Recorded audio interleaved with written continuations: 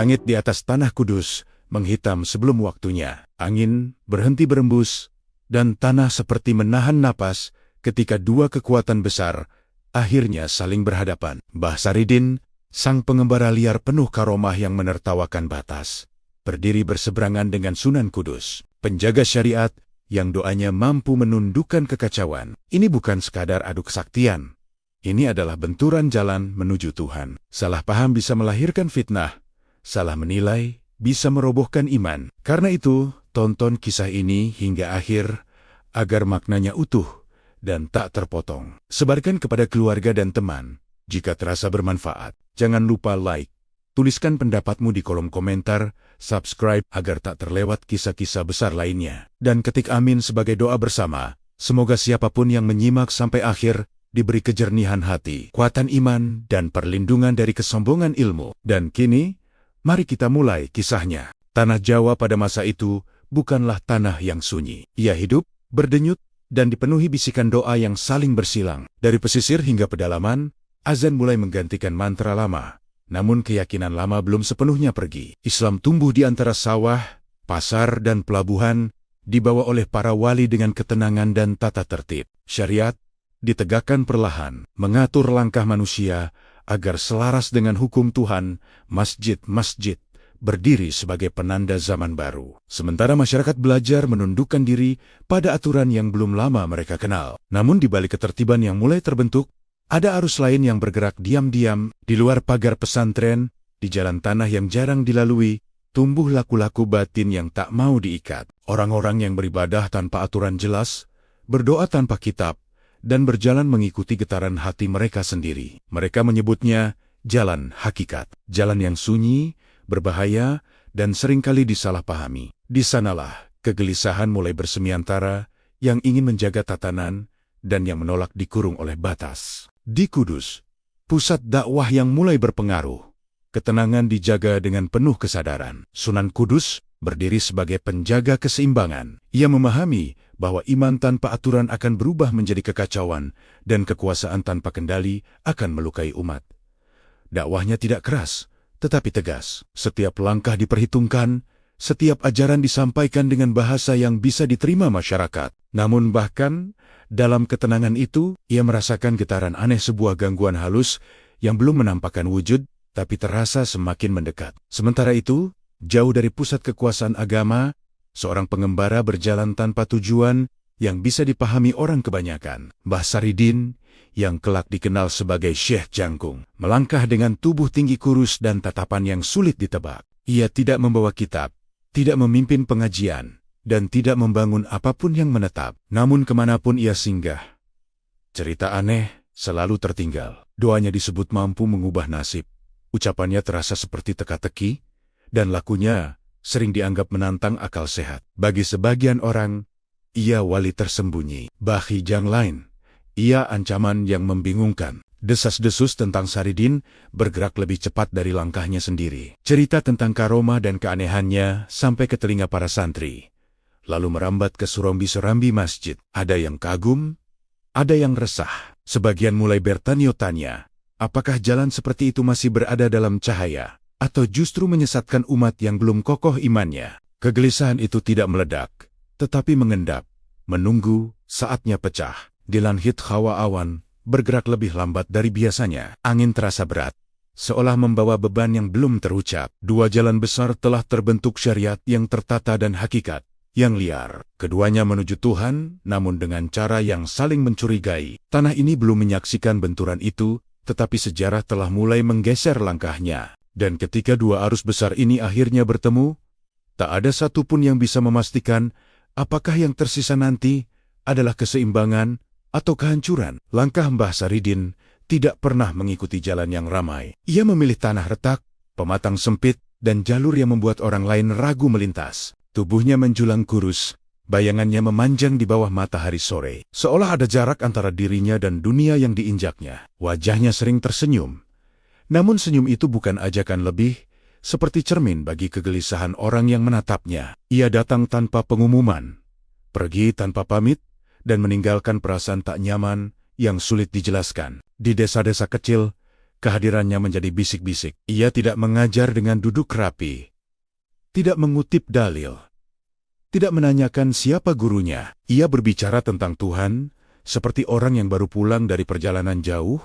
Bahasanya sederhana, namun menghantam. Kadang ucapannya terasa sembrono, kadang menyinggung batas yang dianggap suci. Tetapi setiap kali orang mencoba menertawakannya, sesuatu terjadi. Hujan turun di musim kering. Anak sakit mendadak tenang. Perselisihan lama reda tanpa sebab yang jelas. Orang-orang mulai diam, lalu mendengar. Saridin tidak menolak disebut wali, tapi juga tidak membenarkannya. Ia hidup seolah tak peduli pada penilaian. Saat diminta memimpin doa, ia justru menyuruh orang berdoa sendiri. Saat diminta menunjukkan karomah, ia malah menghilang berhari-hari. Namun justru dari sikap itulah cerita membesar. Semakin ia menolak panggung, semakin kuat bayangan tentang kesaktiannya. Ia menjadi teka-teki yang tak bisa ditutup dengan logika. Sebagian pemuda mengikuti langkahnya, meninggalkan pengajian yang baru mereka kenal. Mereka tertarik pada kebebasan yang dijanjikan Saridin Iman yang tak dibatasi aturan. Kedekatan dengan Tuhan tanpa perantara. Namun kebebasan itu juga menakutkan. Tak semua mampu berjalan di jalan sunyi tanpa pegangan. Ada yang tersesat, ada yang kembali dengan luka batin. Ada pula yang semakin yakin bahwa Saridin menyimpan kebenaran yang belum sanggup dipahami kebanyakan orang.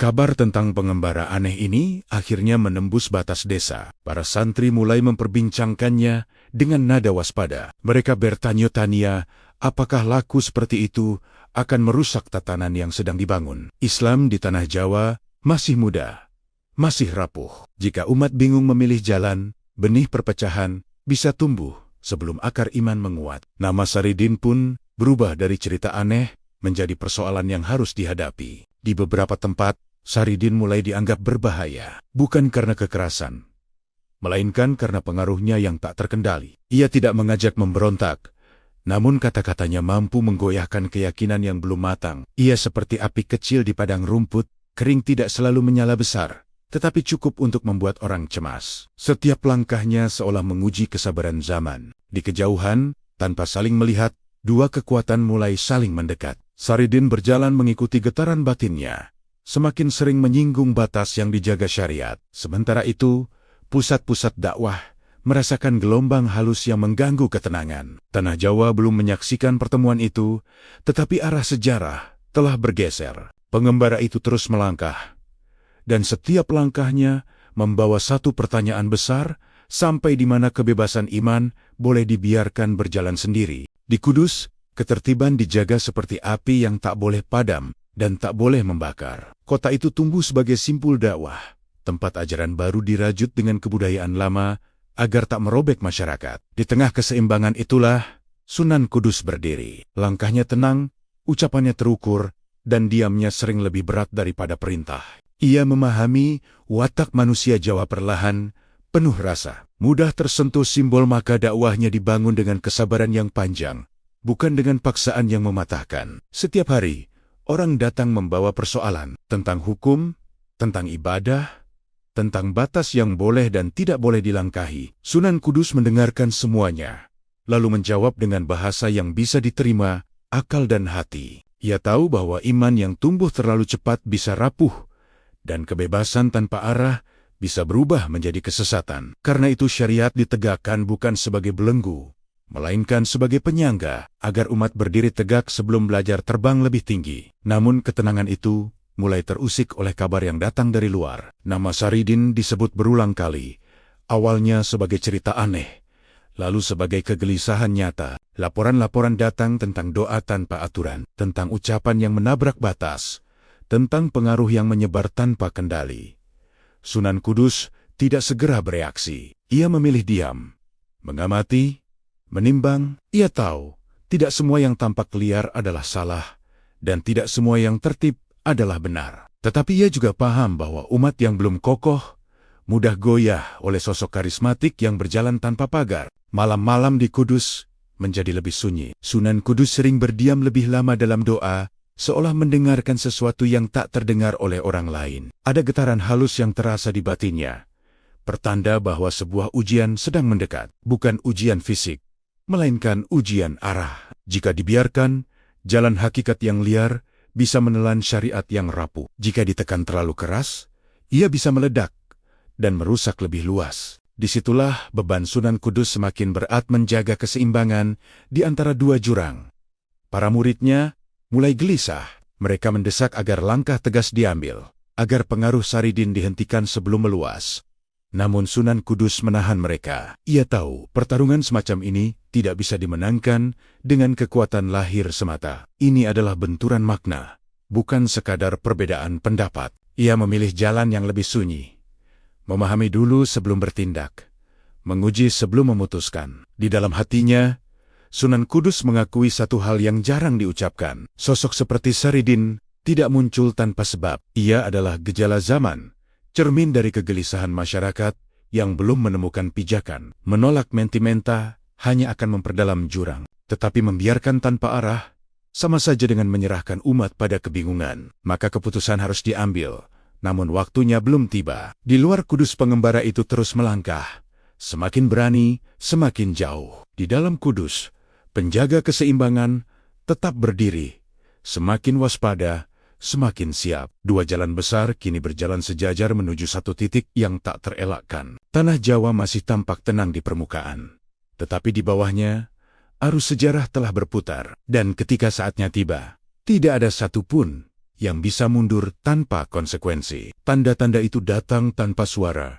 namun terasa menekan dada. Di beberapa tempat, orang terbangun dengan mimpi yang sama, langit rendah, tanah basah oleh cahaya, dan langkah seseorang yang tak terlihat. Para petani merasakan cangkul mereka lebih berat dari biasanya, seolah bumi menahan sesuatu di dalamnya. Angin yang biasanya ramah, berubah kaku, berhenti mendadak di tengah siang. Tak ada yang bisa menunjuk sebab, tetapi banyak yang sepakat, ada peristiwa besar yang sedang bergerak mendekat. Di Kudus, Sunan Kudus merasakan getaran itu lebih awal. Ia tidak panik, namun kesunyian doanya memanjang. Setiap sujud terasa lebih dalam. Setiap bangkit membawa beban yang tak biasa. Dalam diam, ia membaca tanda bukan dari kitab, melainkan dari perubahan kecil di sekelilingnya. Santri-santri menjadi lebih gelisah.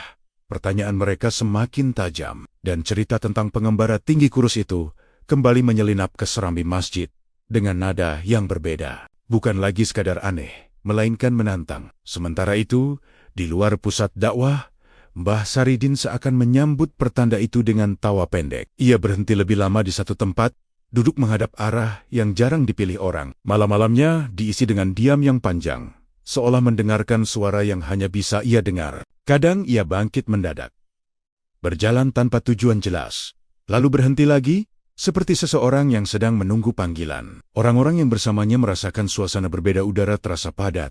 Kata-kata menjadi tak perlu. Kabar tentang mimpi-mimpi aneh menyebar cepat. Ada yang melihat bayangan dua sosok besar berdiri saling berhadapan tanpa saling menyerang. Ada pula yang bermimpi air sungai berhenti mengalir lalu mengalir kembali dengan arah berbeda. Tafsir bermunculan, saling bertabrakan, menambah kebingungan. Sebagian menganggapnya peringatan, sebagian menyebutnya ujian iman. Namun semua sepakat bahwa kebetulan tak mungkin menjelaskan semuanya. Di Kudus, Sunan Kudus mulai mempersiapkan batinnya, bukan dengan mengumpulkan kekuatan, melainkan dengan merapikan niat. Ia tahu bahwa jika pertemuan itu terjadi, bukan hanya dirinya dan Saridin yang akan diuji, tetapi arah umat secara keseluruhan. Setiap keputusan bisa mengikat atau memutus banyak jalan sekaligus. Ia menahan murid-muridnya agar tidak bertindak gegabah, menenangkan mereka dengan kalimat singkat namun tegas. Ketegasan itu menular, tetapi kegelisahan tetap tinggal. Saridin, di sisi lain, tampak semakin bebas. Ia berbicara tentang batas seolah itu ilusi, tentang aturan seolah itu bayangan. Namun di balik kebebasan itu, ada ketegangan yang ia simpan sendiri. Langkahnya mulai lebih terarah, seakan sesuatu menariknya menuju satu titik yang tak bisa ia hindari. Ia tahu, pertanda itu bukan ancaman, melainkan undangan. Undangan untuk menguji sejauh mana jalan yang ia tempuh mampu berdiri di hadapan tatanan yang mapan. Malam demi malam berlalu dengan langit yang terasa lebih dekat. Doa-doa dilantunkan dengan nada yang berbeda, lebih pelan, lebih berat. Tanah Jawa masih berdiri, namun napasnya tertahan. Dua jalan besar kini saling merasakan keberadaan satu sama lain. Meski belum bertemu, isyarat telah diberikan. Firasat telah ditegaskan, dan ketika tenda-tenda itu berhenti bermunculan, semua tahu. Bukan karena bahaya telah pergi, melainkan karena saatnya semakin dekat. Nama itu kini tak lagi sekadar bisik. Ia menjadi pembahasan yang mengeras, menyusup ke ruang-ruang yang biasanya tenang. Di serambi-serambi masjid, di sudut pasar, di antara langkah para santri. Nama Mbah Saridin disebut dengan nada yang tak sama seperti sebelumnya. Bukan lagi cerita aneh yang mengundang tawa, melainkan persoalan yang menuntut sikap. Orang-orang mulai bertanya, bukan tentang siapa dia, tetapi tentang dampaknya. Tentang kemana arah umat jika jalan yang ia tunjukkan dibiarkan tanpa penjelasan. Di Kudus, kegelisahan itu akhirnya mencapai pusatnya. Sunan Kudus mendengar laporan demi laporan. Masing-masing membawa sudut pandang berbeda. Ada yang mengeluh karena santri meninggalkan pengajian, ada yang bercerita tentang masyarakat yang bingung membedakan kebebasan dan kelalaian. Sunan Kudus mendengarkan tanpa memotong. Wajahnya tetap tenang, namun matanya menyimpan perhitungan yang dalam. Ia tahu, saat sebuah nama berubah menjadi persoalan, diam bukan lagi pilihan yang aman. Para murid terdekatnya berkumpul dengan sikap waspada. Mereka menyebut Saridin sebagai ujian yang datang terlalu cepat, terlalu liar. Beberapa mengusulkan langkah tegas, pembatasan, bahkan pengusiran. Namun Sunan Kudus mengangkat tangan, menahan arus emosi yang mulai naik. Ia menegaskan bahwa kegaduhan tidak bisa disembuhkan dengan kegaduhan yang lain. Jalan yang ditempuh Saridin mungkin membingungkan, tetapi memutusnya secara kasar hanya akan memperlebar jurang yang sudah terbuka. Di luar Kudus, Saridin merasakan perubahan sikap orang-orang. Sambutan yang dulu penuh rasa ingin tahu, kini bercampur curiga. Tatapan yang dulu kagum berubah menjadi waspada. Ia tidak mengeluh, tidak pula membela diri. Ia justru semakin jarang bicara, seolah membiarkan tindakannya sendiri menjawab semua tuduhan. Namun dalam diam itu, langkahnya menjadi lebih mantap, lebih yakin bahwa pertemuan besar tak bisa lagi ditunda oleh jarak atau waktu. Sebagian masyarakat mulai terbelah. Ada yang bertahan pada tatanan, merasa aman di bawah aturan yang jelas. Ada pula yang tertarik pada jalan Saridin, merasa menemukan kebebasan yang selama ini terpendam. Perbedaan itu belum berubah menjadi pertikaian terbuka, tetapi garisnya sudah tampak. Setiap pertemuan kecil, setiap diskusi sederhana, membawa potensi gesekan. Tanah Jawa yang sebelumnya bergelombang, kini mulai retak di beberapa titik. Sunan Kudus merasakan beban itu seperti batu di dada. Ia sadar bahwa sebagai penjaga syariat, setiap keputusannya akan dibaca sebagai sikap resmi. Jika ia bertindak terlalu keras, ia akan dicap menutup pintu hakikat. Jika ia terlalu lunak, ia akan dianggap membiarkan kekacauan. Dalam doa-doanya, ia mencari jalan tengah yang tidak mengkhianati kebenaran dan tidak melukai umat. Namun jawaban itu tidak datang dalam bentuk yang mudah. Saridin, di sisi lain, mulai berbicara tentang pertemuan tanpa menyebut nama. Ia menyiratkan bahwa ada batas yang harus diuji, bukan untuk dihancurkan, tetapi untuk diketahui kekuatannya. Kata-katanya terdengar seperti tantangan bagi yang mendengar. Namun bagi yang memahami, itu adalah undangan untuk melihat lebih jauh. Ia tidak meminta persetujuan, hanya kesiapan. Malam turun dengan sunyi yang berbeda. Kudus tetap berdiri, Saridin tetap berjalan, dan di antara keduanya terbentang jarak yang semakin menyempit. Nama yang dulu hanya cerita, kini menjadi persoalan yang menuntut jawaban. Tidak semua orang menyadarinya, tetapi sejarah telah bergerak satu langkah lebih dekat. Dan ketika langkah berikutnya diambil, tak ada satupun yang bisa berpura-pura bahwa ini hanyalah kesalahpahaman kecil. Keputusan itu akhirnya diambil dalam keheningan. Sunan Kudus tidak mengumumkannya secara terbuka, tidak pula mengiringinya dengan peringatan keras. Ia memilih jalan yang lebih halus, namun penuh risiko. Mengirim orang-orang terpilih untuk menguji pengembara itu. Bukan prajurit, bukan pula penghasut, melainkan mereka yang menguasai ilmu, hukum, dan tata ibadah. Ujian ini tidak dimaksudkan untuk menjatuhkan, tetapi untuk melihat sejauh mana jalan yang ditempuh Saridin berpijak pada cahaya atau justru menyimpang darinya. Rombongan kecil itu berangkat dengan sikap hati-hati. Mereka membawa pertanyaan, bukan senjata. Mereka membawa dalil, bukan ancaman. Setiap langkah mereka dipenuhi keyakinan bahwa kebenaran akan tampak jika diuji dengan cara yang tepat. Di dalam hati mereka tersimpan harapan bahwa Saridin akan tersadar, menunduk, atau setidaknya bersedia menjelaskan jalannya dengan bahasa yang bisa dipahami umat. Pertemuan terjadi di tempat yang jauh dari keramaian. Mbah Saridin menyambut mereka tanpa ekspresi terkejut, seolah kedatangan itu sudah ia ketahui jauh sebelumnya. Tidak ada sikap menantang, tidak pula kerendahan hati yang dibuat-buat. Ia duduk di tanah, membiarkan rombongan berdiri jika mereka mau. Tatapannya tenang, tetapi membuat orang merasa seolah sedang dibaca hingga ke dasar niat. Pertanyaan pertama dilontarkan dengan rapi, tentang hukum, tentang adab, tentang batas-batas yang tak boleh dilanggar. Saridin mendengarkan tanpa menyela, lalu menjawab dengan kalimat pendek yang terasa ringan, namun menghantam. Ia tidak membantah hukum, tetapi mempertanyakan kesiapan hati yang menjalankannya. Ia tidak menolak aturan, tetapi mengingatkan bahwa aturan tanpa kesadaran hanya akan melahirkan kesombongan. Jawaban-jawaban itu membuat suasana mengeras, bukan karena marah, tetapi karena ketidaknyamanan yang sulit disangkal. Ujian berlanjut, semakin menekan. Para utusan mencoba memojokkan Saridin dengan logika dan rujukan yang tak terbantahkan. Namun setiap kali tekanan meningkat, sesuatu yang aneh terjadi. Angin yang tadinya bertiup pelan, mendadak berhenti. Tanah di bawah kaki terasa hangat. Air dalam kendi yang mereka bawa tak mau tumpah meski dimiringkan. Tak ada satupun yang bisa menjelaskan kejadian-kejadian itu.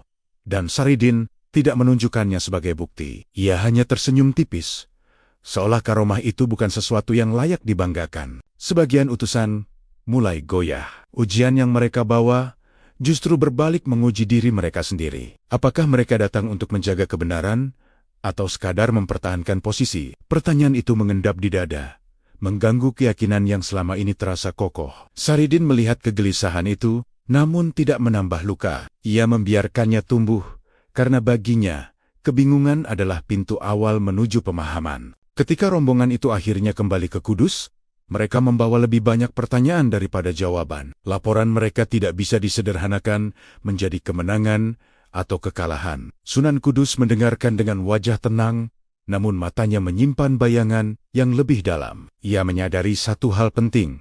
Ujian pertama telah gagal meredam gelombang. Justru sebaliknya, ia memperjelas bahwa benturan ini tidak bisa diselesaikan dengan percakapan biasa. Di luar Kudus, Saridin melanjutkan langkahnya dengan arah yang semakin jelas. Ujian itu tidak membuatnya surut, malah menguatkan keyakinannya bahwa jalan yang ia tempuh memang harus diuji hingga batasnya. Dua kekuatan kini telah saling menyentuh, meski belum berbenturan sepenuhnya. Dan dari sentuhan itu, percikan kecil mulai muncul pertanda bahwa api yang lebih besar sedang menunggu saatnya menyala. Kabar tentang kegagalan ujian itu menyebar cepat, tetapi bukan sebagai aib.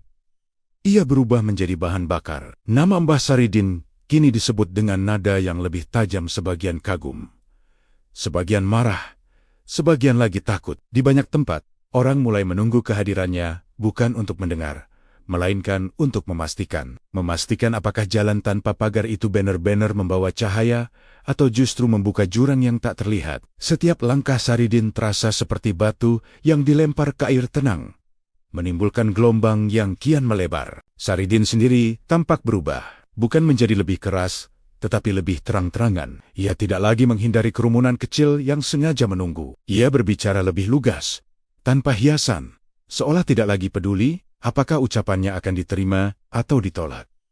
Ia menyebut aturan sebagai alat, bukan tujuan. Ia menyebut ibadah sebagai perjalanan, bukan penampilan. Kata-katanya terdengar sederhana, namun bagi sebagian orang, itu seperti menarik karpet dari bawah kaki mereka yang selama ini berdiri nyaman. Sebagian umat mulai mengikuti jejaknya dengan cara yang keliru. Mereka meninggalkan kewajiban, mengatasnamakan kebebasan batin. Mereka meniru ucapan Saridin tanpa memahami laku yang ia jalani. Kekacauan kecil mulai muncul bukan karena ajarannya, tetapi karena peniruan yang setengah-setengah. Saridin melihat itu dan menegur dengan cara yang tak biasa. Ia mengusir beberapa orang, mematahkan kekaguman palsu, dan menolak pengikut yang datang hanya untuk merasa istimewa. Jalan ini, katanya, bukan untuk yang ingin cepat sampai. Di Kudus, Sunan Kudus merasakan tekanan yang meningkat.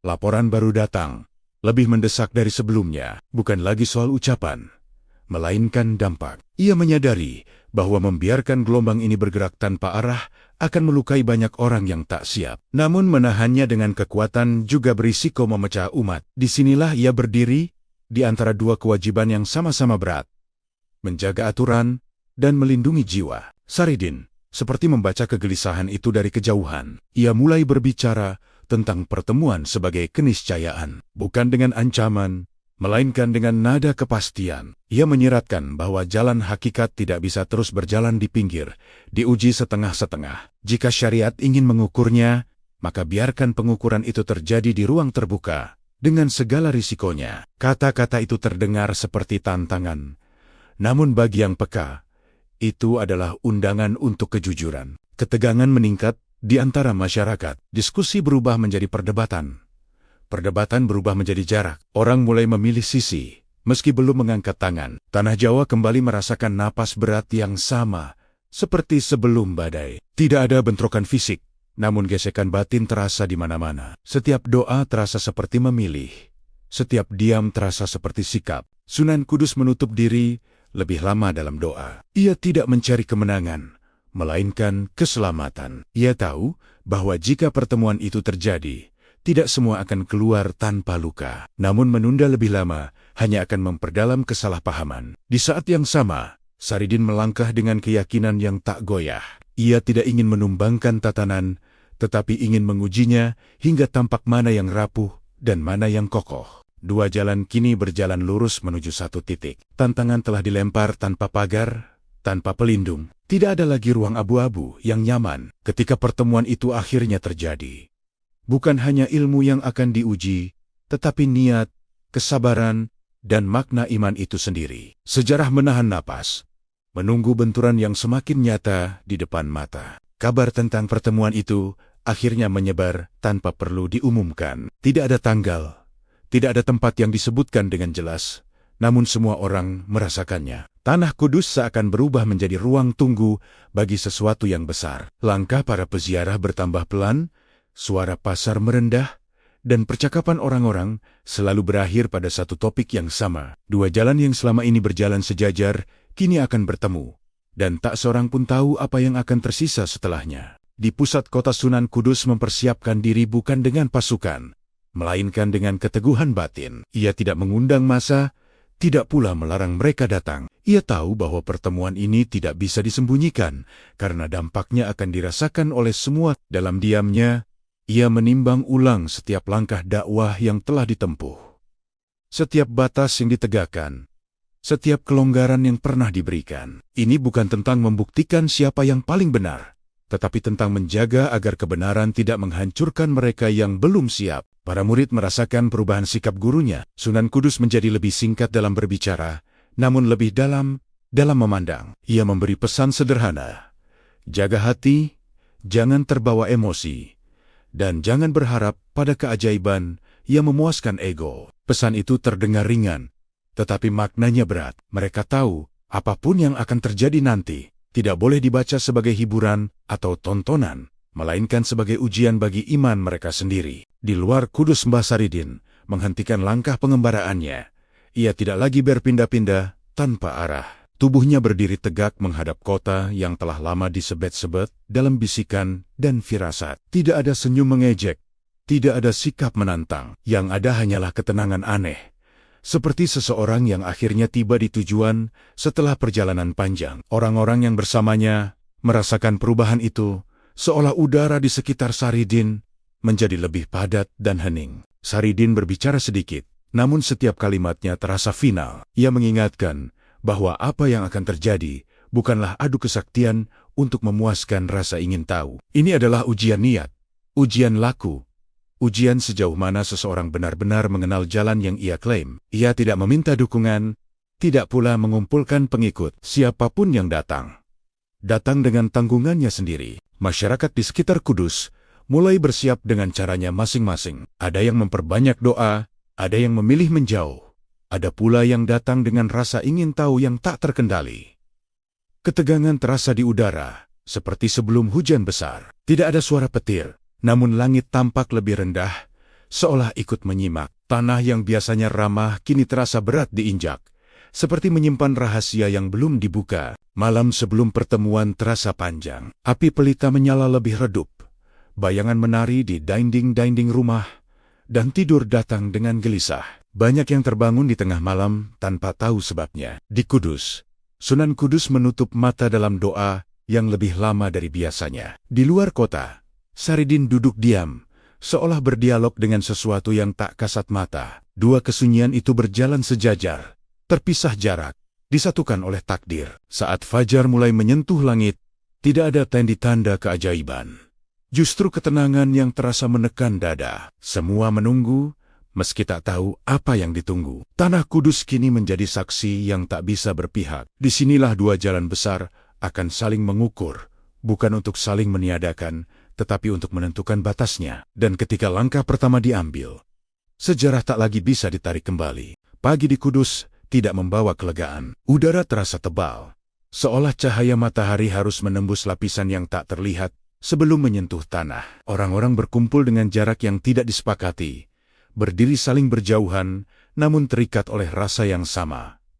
Tidak ada sorak, tidak ada bisik berlebihan. Semua menunggu dengan napas ditahan, karena pertemuan itu akhirnya terjadi tanpa pengumuman, tanpa aba-aba, seolah sudah ditentukan sejak lama. Di satu sisi berdiri Sunan Kudus, tenang dan tegak, seperti tiang yang menyangga bangunan besar bernama tatanan. Jubahnya sederhana, wajahnya teduh, namun matanya menyimpan kedalaman yang membuat siapapun enggan bersikap ceroboh. Ia tidak datang untuk bertarung, tetapi untuk memastikan bahwa apapun yang terjadi tidak melampaui batas yang bisa ditanggung umat. Setiap langkahnya ringan, namun terasa mantap, seolah bumi mengenali pijakan itu. Di hadapannya berdiri Mbah Saridin, tinggi kurus dengan postur yang tak sepenuhnya lurus, seperti seseorang yang lebih akrab dengan langit daripada tanah. Pakaiannya tak istimewa, wajahnya tampak biasa, namun ada sesuatu yang membuat pandangan sulit berpaling. Ia tidak menunduk, tetapi juga tidak menantang. Tatapannya tenang, namun seperti menyelami sesuatu yang jauh melampaui pertemuan ini. Ia datang bukan untuk meminta pengakuan, melainkan untuk menguji kejujuran jalan yang ia tempuh. Jarak di antara mereka tidak jauh, tetapi terasa seperti ruang yang syarat muatan. Tidak ada salam yang diucapkan dengan lantang. Tidak ada perkenalan. Diam menjadi bahasa pertama yang digunakan. Dalam keheningan itu, orang-orang merasakan tekanan yang sulit dijelaskan, seolah dua arus besar sedang saling mengukur kekuatan tanpa perlu bergerak. Daun-daun berhenti bergesek, burang-burang menjauh, dan waktu terasa melambat. Sunan Kudus memulai dengan sikap yang terjaga. Ia tidak menyerang, tidak memojokkan. Tatapannya menelusuri Saridin, bukan untuk mencari celah, melainkan untuk membaca niat. Dalam batinnya, ia merasakan kekuatan yang tidak liar, tetapi juga tidak jinak. Kekuatan yang tumbuh dari keyakinan penuh, bukan dari keinginan untuk menang. Itu membuatnya semakin waspada, karena jalan seperti itu bisa mengangkat atau meruntuhkan banyak hal sekaligus.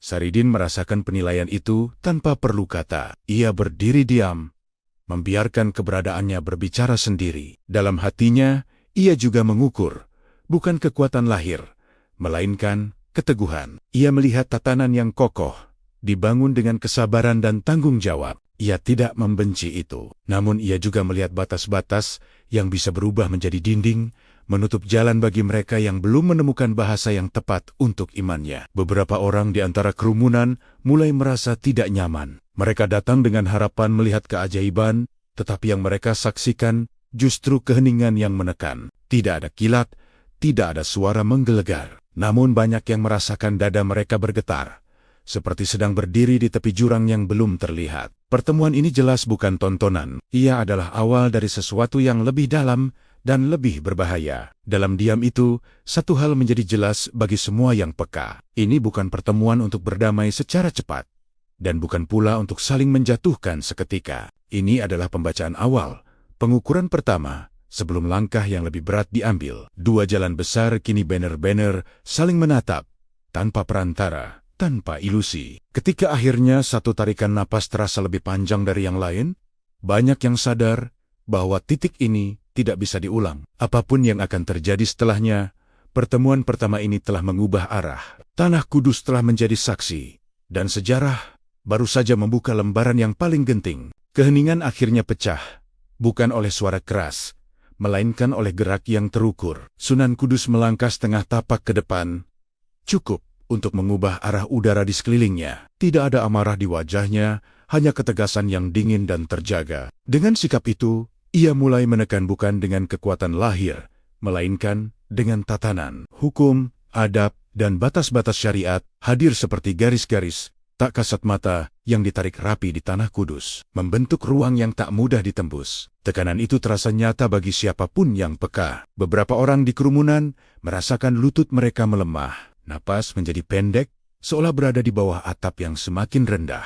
Sunan Kudus tidak mengucapkan ancaman, namun kehadirannya sendiri adalah pengingat bahwa jalan menuju Tuhan tidak pernah dilepaskan dari tanggung jawab. Setiap geraknya membawa bobot sejarah, setiap diamnya menyimpan keputusan yang telah diuji waktu. Inilah kekuatan syariat tenang, tertib, dan menekan tanpa perlu menggertak. Di hadapannya, Mbah Saridin merasakan garis-garis itu menutup perlahan. Ia tidak mundur, namun dadanya bergetar oleh sesuatu yang berbeda dari sebelumnya. Ini bukan tekanan yang datang dari ketakutan, melainkan dari keteraturan yang memaksa segala sesuatu berada di tempatnya.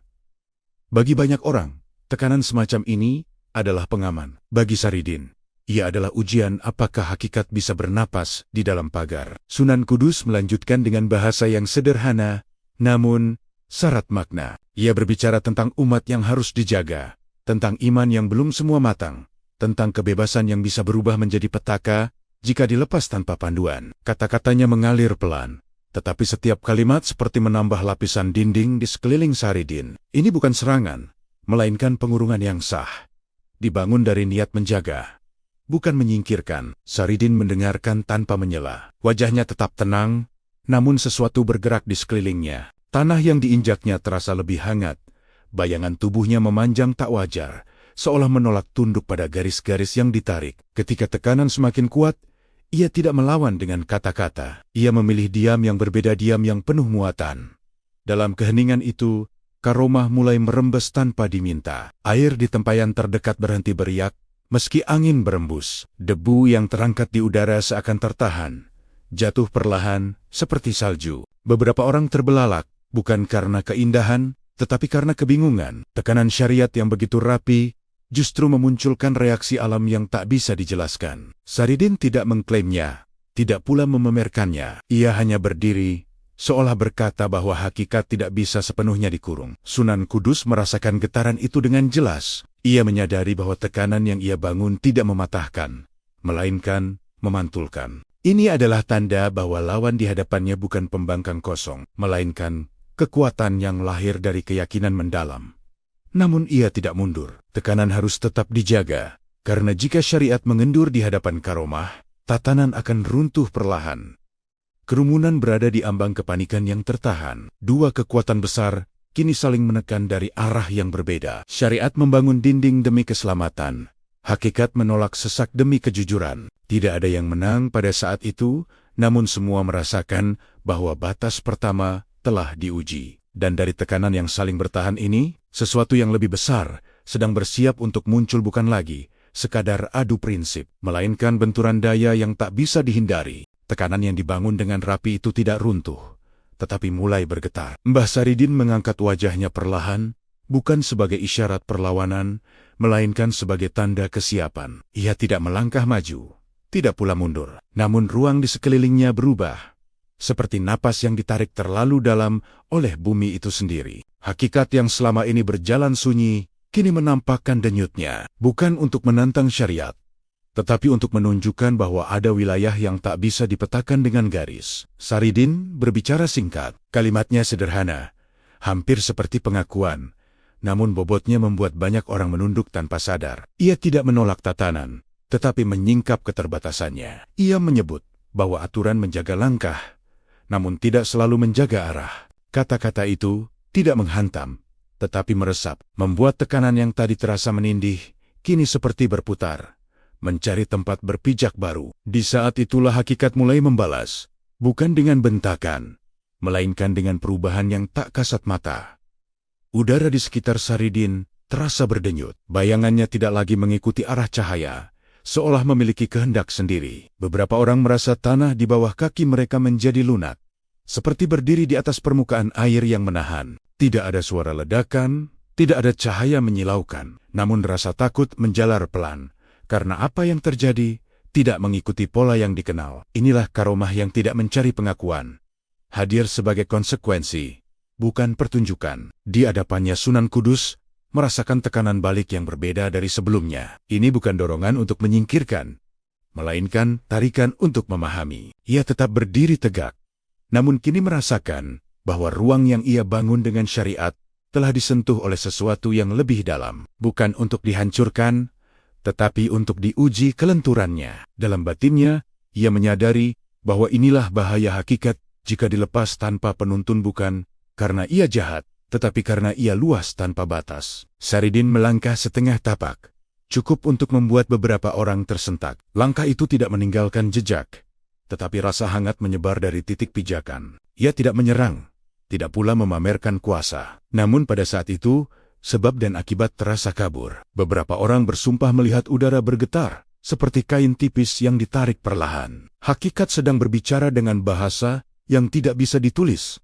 hanya dirasakan. Kerumunan berada di ambang kehilangan pegangan. Mereka yang datang dengan keyakinan penuh pada aturan merasa goyah, sementara mereka yang mengagungkan kebebasan mulai ketakutan oleh luasnya ruang yang terbuka. Tidak ada sisi yang terasa sepenuhnya aman. Saridin tidak memberi pegangan baru, dan Sunan Kudus tidak melepas yang lama. Ketegangan itu menggantung, seperti jembatan yang menahan beban dari dua arah sekaligus. Sunan Kudus akhirnya bergerak, bukan untuk menekan lebih keras, tetapi untuk menahan agar gelombang ini tidak meluap. Ia memperkuat niatnya, menegakkan kembali garis-garis tak kasat mata dengan ketenangan yang lebih dalam. Ia menyadari bahwa jika hakikat dibiarkan mengoyak sebab akibat sepenuhnya, umat akan tenggelam dalam kebingungan. Namun jika syariat menutup rapat tanpa mendengar, ia akan membatu dan retak dari dalam. Dua kekuatan kini benar-benar saling berhadapan. Tekanan syariat masih berdiri, tetapi hakikat telah menunjukkan bahwa ia tidak bisa dipadamkan begitu saja. Alam menjadi saksi yang gelisah, merasakan tarikan dari dua arah. Di titik ini, banyak yang paham bahwa ini bukan lagi soal siapa yang benar, melainkan seberapa jauh kebenaran bisa dibawa tanpa menghancurkan yang lain. Ketika suasana mulai menegang ke batas yang berbahaya, satu hal menjadi jelas bagi semua yang hadir. Jika benturan ini terus meningkat tanpa kendali, sesuatu akan runtuh, entah tatanan, entah kebebasan, atau mungkin keduanya. Dan sejarah, yang sejak tadi menahan napas, bersiap mencatat puncak yang tak terelakkan. Udara di Tanah Kudus akhirnya menyerah pada tekanan yang tak lagi bisa ditahan. Langit yang sejak pagi tertutup awan kelabu menggelap sepenuhnya, meski matahari belum bergeser jauh. Angin berputar tanpa arah, membawa debu yang tidak menyentuh tanah. Orang-orang mundur tanpa sadar, seolah ruang di tengah telah berubah menjadi medan yang tak boleh diinjak sembarang jiwa. Inilah titik ketika ketegangan tak lagi sekadar dirasakan, tetapi mulai mengambil bentuk. Sunan Kudus berdiri tegak di pusat keteraturan yang ia jaga. Wajahnya tetap tenang, namun urat di lehernya menegang oleh beban niat yang dipusatkan. Ia menegakkan syariat bukan sebagai benteng, melainkan sebagai poros. Garis-garis tak kasat mata yang sejak tadi menekan, kini menguat, menyatu seperti anyaman halus yang menahan ruang agar tidak robek. Ini bukan serangan, melainkan usaha terakhir menjaga keseimbangan sebelum segalanya runtuh. Di hadapannya Mbah Saridin berdiri dengan dada bergetar oleh laku batin yang mencapai puncaknya. Ia tidak mengucap doa keras, tidak mengangkat tangan. Namun sesuatu di sekelilingnya bergerak mengikuti irama yang tidak dikenal. Tanah di bawah kakinya berdenyut, bukan berguncang, seolah mengakui kehadiran laku yang tak terikat sebab dan akibat. Hakikat kini tak lagi membalas, perlahannya mengalir penuh, menuntut ruang. Benturan itu terjadi tanpa suara ledakan. Syariat menekan dari segala arah, mengunci kemungkinan agar realitas tetap utuh. Hakikat merespons dengan melenturkan hukum sebab akibat, membuat ruang seperti kain basah yang ditarik dari dua sisi. Beberapa orang menjerit, bukan karena luka, tetapi karena kepala mereka dipenuhi rasa asing, seolah iman mereka sedang ditimbang oleh kekuatan yang tak pernah mereka bayangkan. Air mata jatuh tanpa sebab, lutut gemetar tanpa rasa sakit. Di titik inilah alam seolah ikut campur. Awan berputar membentuk lingkaran rendah, cahaya meredup di pusat pertemuan. Suara-suara halus terdengar, bukan bisikan kata, melainkan gema panjang seperti napas bumi. Sunan Kudus menahan tekanan itu dengan niat yang semakin jernih. Ia menyadari bahwa jika ia mendorong sedikit saja lebih keras, Tatanan bisa menang namun dengan harga yang mengerikan. Banyak yang akan patuh, tetapi kehilangan arah batin. Saridin merasakan batas itu dengan jelas. Jika ia membiarkan hakikat mengalir tanpa kendali, syariat akan retak dan umat akan terlempar ke ruang tanpa pegangan. Kesadaran itu menghantamnya lebih keras daripada tekanan apapun. Inilah momen ketika kekuatan sejati diuji, bukan oleh kemampuan menghancurkan, melainkan oleh keberanian menahan diri. Dua kekuatan besar itu kini berada di puncak. Tidak ada lagi ruang untuk kesalahpahaman. Ini bukan pertarungan untuk menang, melainkan ujian apakah mereka sanggup berhenti sebelum kehancuran terjadi. Waktu terasa berhenti, detik memanjang seperti benang yang ditarik sampai hampir putus. Sunan Kudus memperdalam diamnya, menahan dorongan terakhir. Saridin menurunkan aliran batinnya setipis mungkin, cukup untuk bernapas. Alam merespons perlahan. Awan berhenti berputar. Angin melemah, dan tanah kembali padat di bawah kaki. Benturan tidak berakhir dengan kemenangan, melainkan dengan penangguhan sebuah jeda rapuh yang menyelamatkan segalanya dari runtuh seketika. Kerumunan terdiam. Banyak yang tersungkur menangis tanpa tahu alasannya. Mereka baru saja menyaksikan puncak adu daya yang tak tercatat dalam kitab manapun. Dan meski langit mulai cerah kembali, semua yang hadir tahu satu hal. Apa yang terjadi barusan bukan akhir, melainkan batas terakhir sebelum kehancuran, dan dari batas itulah arah baru akan dipaksa untuk dipilih. Keheningan setelah benturan terasa lebih menakutkan daripada tekanan sebelumnya. Tanah Kudus masih berdiri. Langit kembali terang perlahan, namun sesuatu telah berubah di udara. Orang-orang tidak segera bergerak, seolah takut satu langkah kecil bisa mengulang kekacauan yang baru saja ditahan. Napas ditarik dengan hati-hati, dan banyak yang menyadari bahwa apa yang nyaris terjadi barusan bisa saja menghapus batas antara keselamatan dan kehancuran. Di tengah ruang yang mulai lapang itu, Sunan Kudus berdiri dengan tubuh yang tetap tegak. Namun batinnya menanggung beban yang belum pernah seberat ini. Ia merasakan dengan jelas bahwa tatanan yang selama ini ia jaga hampir dipaksa melewati ambang batasnya. Sedikit saja ia terlambat menahan dorongan terakhir. Syariat bisa berubah dari penyangga menjadi palu penghancur. Kesadaran itu membuat dadanya sesak. Bukan oleh rasa kalah, melainkan oleh tanggung jawab yang nyaris melampaui kemampuan manusia. Di seberangnya, Mbah Saridin berdiri dengan napas yang masih bergetar. Aliran hakikat yang tadi mengalir deras kini surut, meninggalkan rasa kosong yang sulit dijelaskan. Ia menyadari bahwa kebebasan tanpa batas bukanlah kemenangan, melainkan jurang yang menunggu. Jika ia terus melangkah satu tarikan batin lagi, bukan hanya tatanan yang runtuh, tetapi makna perjalanan yang ia jalani sejak awal. Kesadaran itu datang terlambat, namun cukup untuk menghentikannya. Kerumunan mulai bergerak pelan, beberapa orang jatuh bersimpuh. Bukan kepada salah satu dari dua tokoh itu, melainkan kepada kebingungan mereka sendiri. Ada yang menangis, ada yang gemetar, ada pula yang hanya duduk terpaku menatap tanah. Mereka baru saja menyaksikan bahwa iman bukanlah wilayah yang aman untuk diperebutkan dengan kesombongan. Apa yang hampir runtuh barusan bukan hanya alam, tetapi keyakinan banyak orang tentang kebenaran yang sederhana. Sunan Kudus memandang Saridin dengan tatapan yang berubah. Tidak lagi sekadar waspada, tetapi penuh perhitungan yang lebih dalam. Ia melihat bukan pembangkang, melainkan seorang pejalan jauh yang nyaris tersesat oleh luasnya jalan yang terbuka. Dalam hatinya, ia menyadari bahwa syariat tanpa ruang bagi laku batin akan membatu. Tetapi hakikat tanpa pagar akan menelan siapapun yang belum siap. Keduanya nyaris saling menghancurkan karena membawa kebenaran masing-masing hingga tepi jurang. Saridin membalas tatapan itu dengan diam yang jujur. Tidak ada senyum, tidak ada tantangan. Ia merasakan kelelahan yang tidak pernah ia kenal sebelumnya, kelelahan karena hampir melupakan alasan awal ia berjalan. Bukan untuk menumbangkan tatanan, bukan untuk menguji siapa yang lebih kuat, melainkan untuk mencari Tuhan tanpa topeng. Namun, di titik ini, ia dipaksa mengakui bahwa pencarian itu tidak bisa dilepaskan sepenuhnya dari manusia lain yang masih membutuhkan pijakan. Waktu berjalan kembali, perlahan dan canggung. Burung-burung mulai terdengar, angin kembali membawa bau tanah yang biasa. Namun suasana tetap rapuh, seperti bangunan yang retak, namun belum runtuh. Semua yang hadir merasakan bahwa jika satu keputusan keliru diambil setelah ini, benturan tadi bisa terulang dengan akibat yang jauh lebih buruk. Di ambang runtuh itulah, dua jalan besar berhenti sejenak. Tidak ada yang mengklaim kemenangan, tidak ada yang menuntut pengakuan. Yang ada hanyalah kesadaran pahit bahwa kekuatan sejati bukan pada kemampuan menghancurkan, tetapi pada keberanian menahan diri di saat paling genting. Tanah Kudus selamat untuk hari itu. Namun bekas tekanan masih tertinggal, menunggu bagaimana langkah berikutnya akan diambil. Sejarah tidak menutup lembarannya di sini.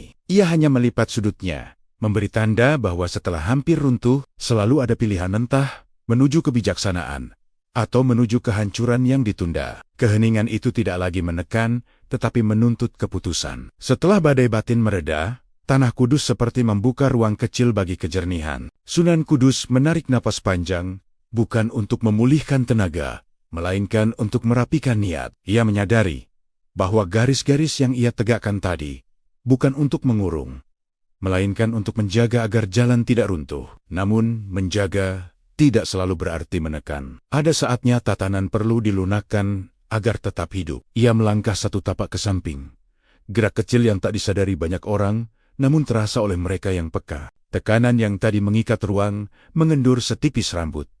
Bukan menyerah, melainkan memberi ruang bernapas. Dalam batinnya, ia memilih jalan yang lebih berisiko, mempercayai bahwa hakikat yang sejati tidak akan menghancurkan syariat jika diberi tempat yang benar. Keputusan itu tidak datang dari kelemahan, melainkan dari keyakinan yang telah ditempa lama. Di hadapannya Mbah Saridin menangkap perubahan itu seperti getaran halus di dada. Ia menghentikan sisa arus batinnya, menurunkannya hingga hanya cukup untuk berdiri. Kesadaran datang tanpa gemuruh.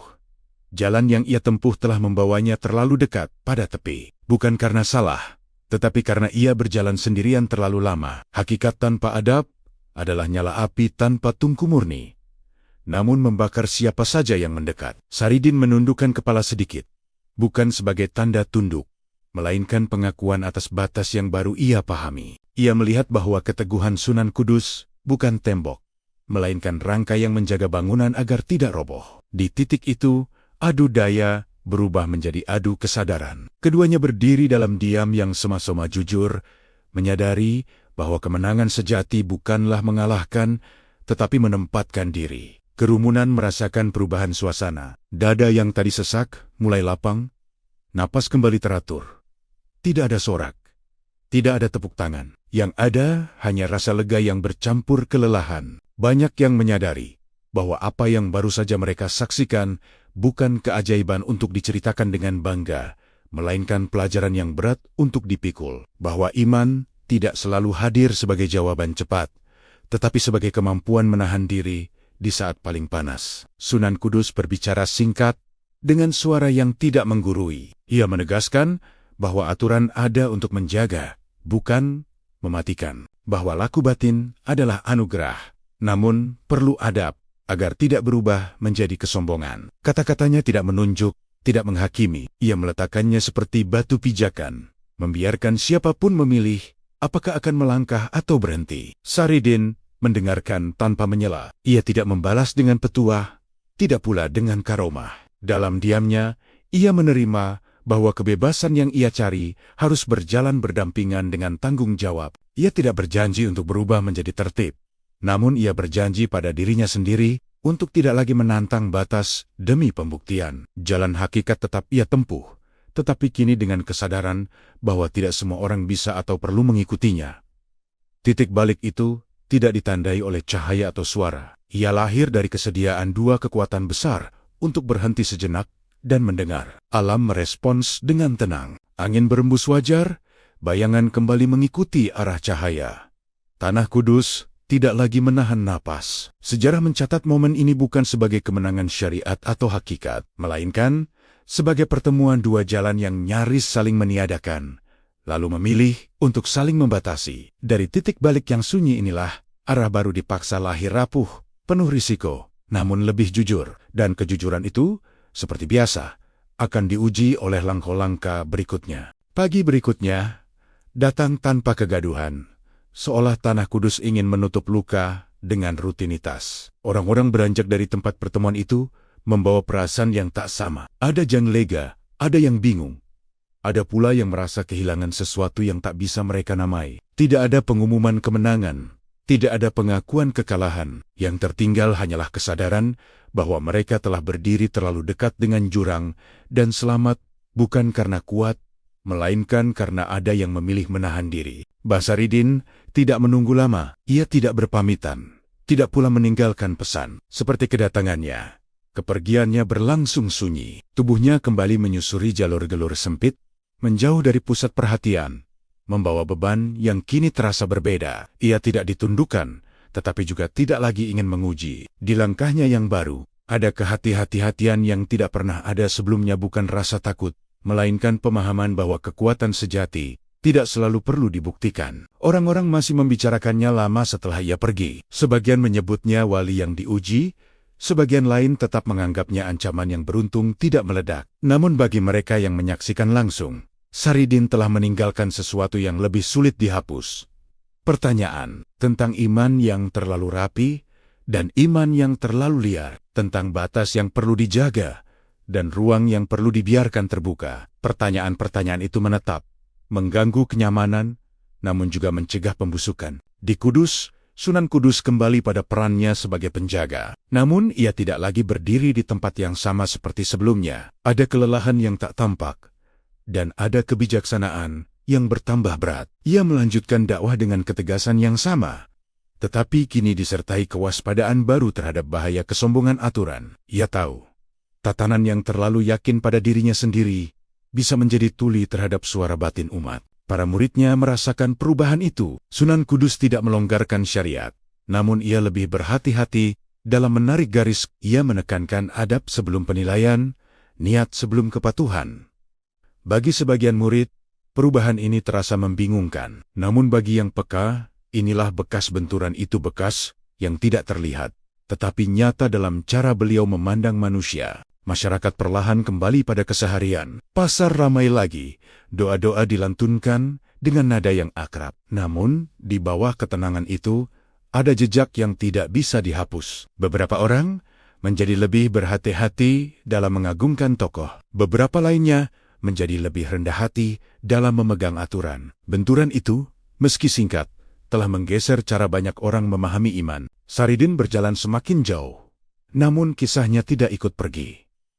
Ia hidup dalam cerita, dalam bisik, dalam peringatan. Ada yang mengutipnya untuk membenarkan kebebasan, ada pula yang menyebut namanya sebagai contoh bahaya jalan sunyi. Seperti kebanyakan legenda, ia menjadi cermin yang memantulkan wajah pendengarnya sendiri. Sunan Kudus tetap berdiri sebagai poros, namun poros yang kini lebih sadar akan beban yang ditopangnya. Ia tahu, apa yang terjadi bukan akhir dari apapun. Syariat dan hakikat tidak berdamai secara mutlak. Mereka hanya berhenti saling mendorong ke jurang yang sama. Ketegangan itu tidak hilang. Ia hanya berubah bentuk, berpindah ke dalam dada manusia. Jejak itu kini tersebar di tanah Jawa, tidak berupa reruntuhan atau tanda luka, melainkan ingatan kolektif tentang hari ketika kekuatan besar memilih untuk tidak menghancurkan. Dan selama ingatan itu masih hidup, sejarah belum selesai berbicara. Ia hanya menunggu di tikungan berikutnya untuk menguji kembali apakah pelajaran itu sungguh dipahami. Waktu berjalan seperti biasa, tetapi tanah Jawa tidak pernah banner-banner sama setelah hari itu. Tidak ada prasasti yang didirikan, tidak ada catatan resmi yang mengabadikan pertemuan besar tersebut.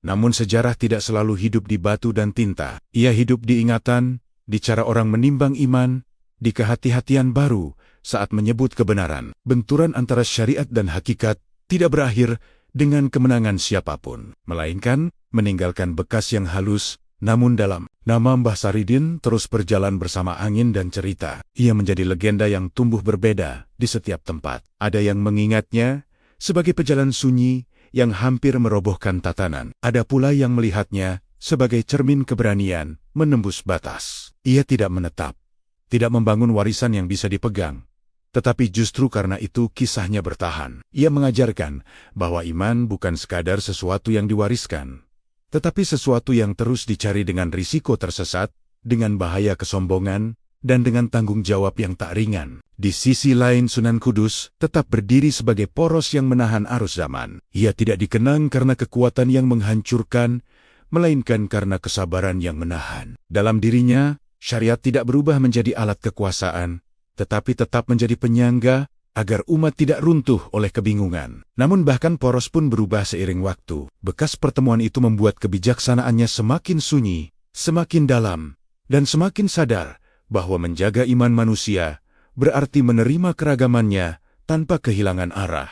Kisah ini sering disalahpahami sebagai adu kesaktian, padahal yang dipertaruhkan jauh lebih besar. Yang hampir runtuh bukan tanah atau langit, melainkan cara manusia memahami Tuhan. Ketika aturan dipaksakan tanpa jiwa, ia membatu. Ketika kebebasan dilepas tanpa adab, ia membakar. Sejarah hari itu berdiri di antara dua bahaya, dan selamat karena ada yang memilih menahan diri di saat paling genting. Hingga kini, syariat dan hakikat terus berjalan berdampingan dalam dada manusia, kadang saling menguatkan, kadang saling menguji. Tidak ada garis akhir yang jelas, karena iman bukan tujuan yang selesai, melainkan perjalanan yang terus bergerak. Dan mungkin, itulah warisan terbesar dari kisah ini, bukan jawaban yang mutlak, tetapi kewaspadaan agar manusia tidak mudah merasa paling benar. Jika kisah ini terasa berat, itu karena ia lahir dari kegelisahan yang nyata. Jika kisah ini terasa dekat, itu karena pertarungan serupa masih berlangsung di dalam diri kita masing-masing. Sejarah tidak pernah benar-benar berlalu. Ia hanya berganti rupa, menunggu apakah manusia belajar atau mengulangnya kembali dengan cara yang lebih menyakitkan. Terima kasih telah menyimak kisah ini hingga akhir di kanal Wikipedia Sejarah. Jika cerita ini bermanfaat dan menambah sudut pandang dalam memahami iman dan sejarah, silakan subscribe, like, dan tuliskan pendapatmu di kolom komentar agar kisah-kisah besar lain terus bisa kami hadirkan. Semoga apa yang disampaikan menjadi pengingat, bukan penghakiman, dan menjadi cahaya kecil dalam perjalanan iman kita masing-masing. Semoga Allah memberikan kita hati yang rendah, iman yang kokoh tanpa kesombongan, serta kebijaksanaan untuk memahami perbedaan tanpa kehilangan arah. Semoga setiap langkah kita dijauhkan dari kesesatan dan didekatkan pada kebenaran yang membawa ketentraman.